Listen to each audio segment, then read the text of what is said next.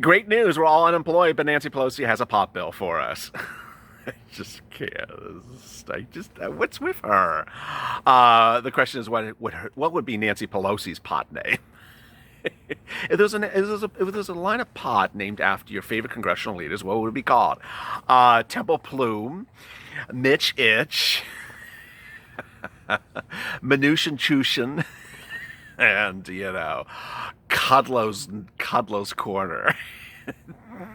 The question is whether Nancy Pelosi will focus on pot next week, and whether her caucus will be aligned with her blowing smoke of America's you know what as they come back into Congress.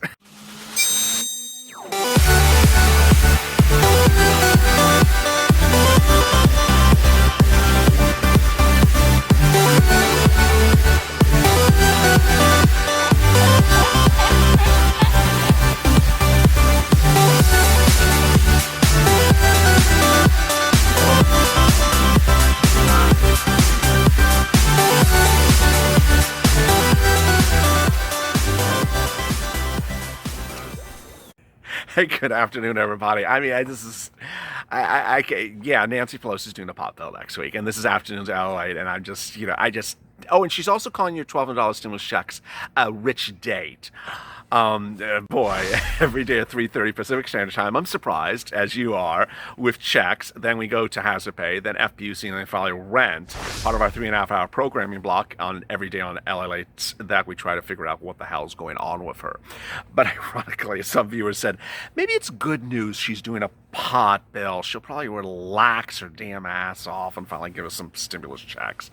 But let me get to the incredible great news right now as we sit here today about PUA, LWA, UI, and all that wonderful stuff. I haven't done this video in a couple days, so I'm going to do it right now, and I'm going to get right to the details. If you need money and you think you qualify for UI or PUA, please go get it. Please go get it. Don't sit around for stimulus checks. Go get UI and PUA. You can get it if you worked at some time as an employee, or you work sometime as an independent contractor. Go get the money. And, I've had so many viewers come back into the mix in the last 24 hours, OGs of the channel, who got thousands and thousands and thousands of dollars for unemployment benefits because of this channel back when the COVID first hit. And it really, it kept them going. So please go get it. And that's what I'm trying to do, is really help you understand what you qualify for, how you get it, and how you get money. I mean, that's what this channel came to fruition about. And that is what I'm getting back to basics with in this video. How do you get some unemployment benefits if you qualify? First, UI. UI benefits are yours if you worked as an employee before the pandemic. An employee would be someone that, like, for example, works at Macy's. It would be a W-2. And under UI, you would go to your state's unemployment website and apply for UI to get those benefits. You could apply still now, as we sit here for September, for something that happened months earlier. You just have to say that it happened months earlier. Second, if you were an independent contractor, if you declare taxes on some type of side business you do, whether you're Uber or Lyft or Postmates or, Grubhub Eats or Airbnb, that business has been impacted by COVID-19, then you can go get some PUA as well. Viewers are initially asked when this channel launched, what happens if I'm both PUA and UI? You ultimately have to make the decision what has been financially impacted the most. When you're doing PUA for purposes for unemployment benefits, you need to understand that PUA does not require you to be unemployed. I'll repeat that again. PUA does not require you to be unemployed because of the pandemic. You just have to have your number of hours reduced because of the pandemic. Now, you could also have something more simpler under PUA, which is like you couldn't reach your place of employment because it was shut down. Examples like you are an independent contractor for refrigerators at a local group of schools, and the schools are shut down due to a lockdown. You couldn't work. That's an example to be qualified for PUA. PUA also has some qualifications for you as well if you contracted COVID-19 or someone in your household, so watch those as well. To qualify for PUA, you go to your state's unemployment website as well. All right, so we got them both lined up to apply, PUA and UI. You're both at the state's unemployment website. What do you need to know? All right, so let's slow it down. Let's get to the details. PUA is required to apply for UI first and get a denial before you apply for PUA. Why? Because that's the way the law is written. A PUA person must have been denied for UI to go get PUA. A UI person just applies for UI. Now, I've always gotten this question. I'm going to answer it again.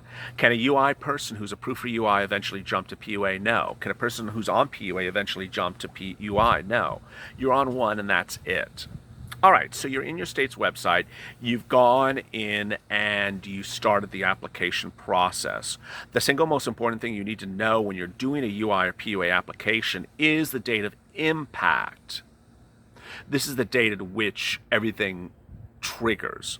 Example for PUA is it'll ask you when was the date of impact. So it may have been when you were issued a lockdown order. If that was, let's say, March 20th, it's March 20th. Do not list the wrong date. It'll cost you thousands and thousands and thousands of dollars. The reason is why it's asking you when your eligibility started. So if it started in March, don't tell the computer August. If it started in March, don't tell the computer September. You will lose all those weeks of benefits. All right, so you go through it, you do the application, and then you're finally done. You've then, at that point, submitted the application. You're great. You're good to go. What next? Well, you just sort of wait around. It takes time for the application to get approved. This channel launched on April 25th, and boy, to imagine, it's been about almost now 4 months. We're almost at 250,000 subscribers. But on those very first days, I was doing PUA on the very first day, and I was doing it before PUA went live. I think PUA went live on April 28th, so I recorded my first video on April 25th, 3 days ahead of time, telling you how to do PUA applications. Shortly thereafter, it went live on 28th, and I had 12 subscribers at those days, but I had subscribers in every different state generally, and I quickly found viewers telling me that they got applications approved, some of them literally on the 28th, some on the 29th, and then viewers who sort of found me by May 1st and then when applied on May 1st were backed up nearly just 2-3 weeks. There was a big rush when things went live, and then it got backed up. Those things happen to this day. So if you're one of those people that knows a friend and the friend is on UI or you're on PUA and it's like, oh wait, how come he got paid? I didn't get paid. Just calm it down. It just happens all the time. There's no reason why one person gets paid before another person. All right, so then you go through the application, you do the application, you're approved, then what? You're not done. At that point, you are basically at a period in which it says application pending, and eventually it'll say application approved, and they'll show a date range. It'll say something like March to March of next year, or March to December. That is your eligibility window. Let me explain that a little bit more now, because I don't always do this. When you see that, you need to know certain things. Well, let's say, for example, you're on PUA. It says December 30th. Well, count out how many weeks PUA is under the CARES Act. It's about 30-something weeks. But if you look at that time frame and it doesn't go out to the full 30 weeks, don't worry. That means you can still go past that eligibility window. Next, if you look at the UI period and it shows you, let's say, March to November, let's say, for example, don't worry. That doesn't mean you're going off of benefits in November, because there's 2 other extensions for UI possibly. There's first, FPUC, which extended you under the CARES Act additional weeks. And second, there's extended benefits under state law. A lot of states have extended UI benefits. It just doesn't say it there initially. All right. What it also doesn't say is it doesn't tell you what you're supposed to do next. That's why you watch me. All right. The next step is to go in and certify for benefits on a weekly basis. What does that mean? So if you're sitting here in September and your date of impact is back in March, what's going to happen is you're going to have to certify for all those weeks from March back to today's date. You're going back in time and you're coming forward. It's going to take a while as the bugs are really picking up. Thank God the fires have settled down, but now I got bugs going. What you have to do is you have to certify for every single week in the past, bring it up to the present. It's going to take you a while on the computer. You don't have to do it all in one fell swoop. But what I recommend you to do is remember how you're answering the questions to make it easier on yourself. So what happens is, for example, it'll ask you a series of questions every week, and you have to remember how you answer those questions. But if you remember sort of a routine way to approach it, it makes it easier on you. Let me give you a first example. It'll ask you each week if you want to take out for taxes. You can either take out for taxes or not take out for taxes. If you don't take out for taxes, you have to pay the taxes on the benefits next year when tax returns are due. Pretty easy. But if you do ask them to take out for taxes, then you don't have to pay for taxes on it next year. You've already paid the taxes now. What I always recommend viewers is don't switch back and forth. You won't keep track of which one you did. Was I on? Was I off? Was I on? Just choose one and stay with it. That's why you have to sort of save what you're doing for yourself. It makes it easier. The other thing you have to do is make sure you answer the questions correctly. So two of the questions are very confusing. One is, if you had been offered the ability to work, would you have worked? That's a question asking about mental state. So you have to answer, yes, I would have worked had you offered me a job. Next question is, would you have been physically able to work if you had been offered a job? This is, again, a question about your body. This is a different question. Would your body have been able to do work had you been offered a job? Answer is yes. If you answer no to either of those questions, you're not going to get benefits for that week. Next, if you worked a certain number of hours in that week as a part-time job, and it was just, that week or the week after, whatever, you got to tell them that. And that will reduce your benefits for that particular week, but that doesn't mean you go off the claim. It doesn't mean you're disqualified. It doesn't mean you're not going to get benefits in the future weeks. And I got to answer this question as well, because I'm getting this question a lot. If you were unemployed, let's say in March to August, but just got a job this week, can you get benefits from March to August? Absolutely you can. I think it's so obvious, but I guess it's not, because I'm getting that question maybe 10 times per day. Yes, when it's asking you to certify for benefits, the concept of certify for benefits is explaining what happens in every respective week, and it treats every week different than the other. That's why when we talk about economic data numbers, we're always talking about people who are newly on benefits. They don't have a problem if you were on benefits and you got a job and then you got fired again. The point is that you're in the computer system, and the point is that you're accurate with what happened. So, for example, let's say you were unemployed March and April, then got a job,